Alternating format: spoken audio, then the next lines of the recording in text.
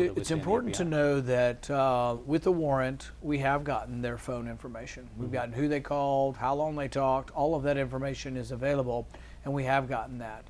What we haven't gotten is onto the software and the computer aspect of their phone, and actually Apple doesn't have that knowledge.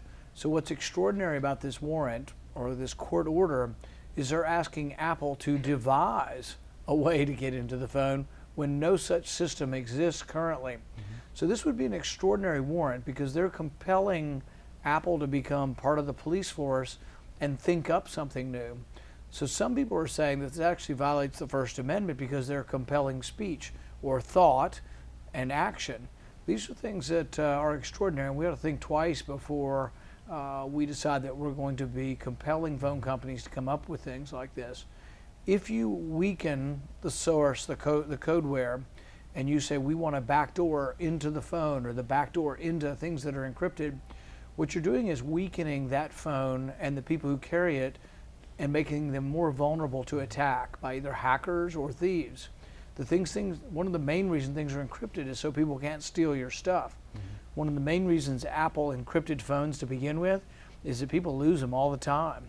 And think of all the personal data or any kind of information on transactions that have gone through your phone that you don't want whoever steals your phone or whoever picks your phone up off the ground to be able to have that kind of access. So encryption is very important to prevent theft.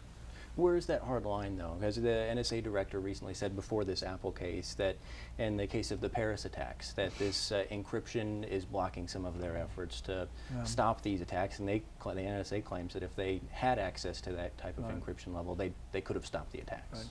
There's no evidence that any of that is true, and this is coming from people who came to Congress and frankly lied to us. The Director of National Intelligence, James Clapper, came before Congress, says they weren't collecting any of this bulk collection. So really the people who want us to give up our liberty and say we can't catch any terrorists without you giving up your liberty, without you giving up your privacy, these are people who have a history of not being honest. In fact, one of them, the general counsel, the legal counsel for the NSA, he said this about 6 months ago, and they have his email. The Washington Post found this. He said that we just need to wait till someone dies, and then we'll use that to get what we want. See, they want access to everything, but part of who we are as Americans is that we do believe in the Bill of Rights. We believe in the Fourth Amendment, which says you can go specifically after targeted information from an individual, but that you're not allowed to go after general sweeps of information. And so, no, I think we give up on who we are and the terrorists win if we give up on our privacy and we violate the Bill of Rights just for simple expediency and for a false promise of security that I don't think is actually true. Yes, I think when you get information on someone's records, you should get a warrant, which means the Fourth Amendment says you have to be individualized to the person and the place and what you want. And so I think it's really wrong that we write one order from a secret court and we get everybody's phone records, and I think that's a real mistake.